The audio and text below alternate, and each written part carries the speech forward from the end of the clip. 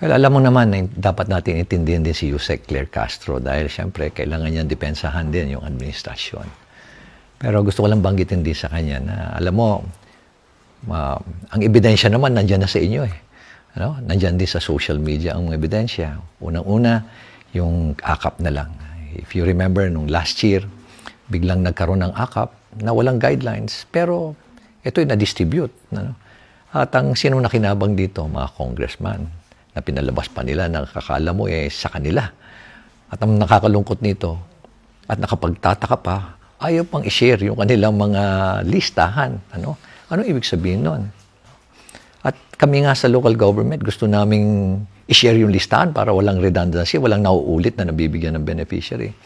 Pero sila, ayaw nila.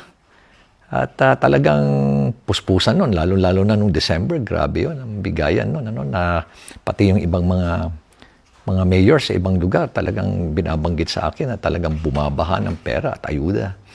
Ngayon naman, dahil doon sa controversy na yun, alam mo si Secretary Rex, napaka-decente niyan. At ang ginawa niya, ayaw na niya. Sabi niya, there will be no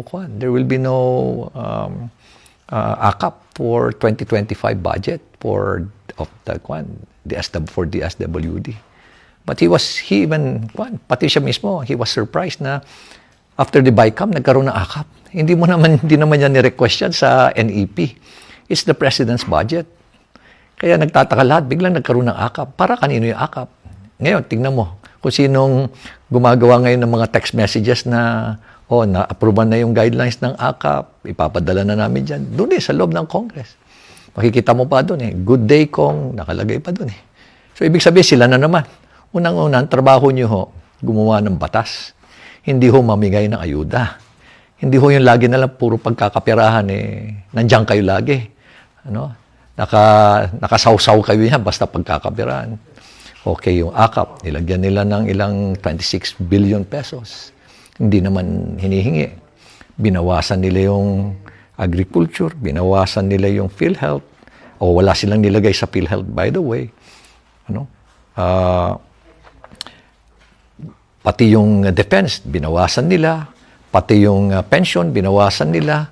Pati DSWD, tinanggalan nila ng 4-piece, mga 50 billion sa 4-piece nila.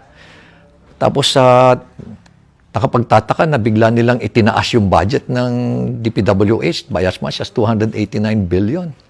Ano ibig sabihin nun? Nilagyan nila ng AKAP, pero dinagdagan din nila yung kanilang DPWH budget.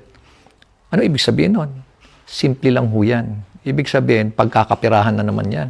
Yung mga project na yan, alam niyo, yung mga project na yan, nakasawsaw na naman sila dyan. Basta DPWH, 25%, 35%, 40% ang kinukuha ho nila dyan.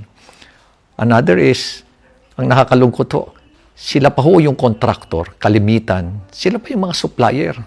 Kaya yung mga 40%, 35%, hindi pa ho yan.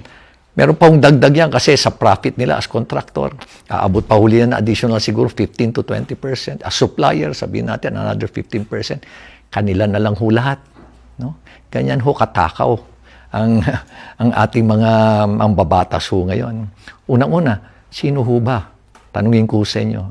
Sino ho ba ang namimili ng mga district engineer at regional director ng DPWH? Diyan ho, malalaman nyo. Yan po yung mga ebidensya.